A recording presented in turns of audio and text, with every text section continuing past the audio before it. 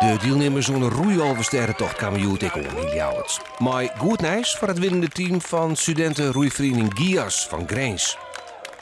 Dat baanrecord was 16 uur, 59 minuten en 25 seconden. Jullie hebben hem verbroken. Ja, dat wie van tevoren net echt het doel. Wij moeten vooral winnen. En dat gaan we ook uitsputsen, dat we dat heel graag doen. Want vorig jaar weer heel dichtbij.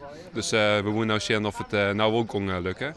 En het record is hartstikke mooi meegenomen. Ja, het is een leuke beloning dat er nog nooit een ploeg is geweest die Sahut is gekomen. Dat is echt heel knap van ze. Ja. Gaan jullie het nog even stempelen? Vergeten jullie dat ding? Ja, dat vergeten we zeker niet. Oei, oei. Nee, dat doe je niet zomaar. Die hoor is groter dan je denkt. Ik kan bij de boom komen en dan Ja, het valt mee. Het valt mee. Maar ze doen wel pijn. Maar de beentjes die zijn het kapot.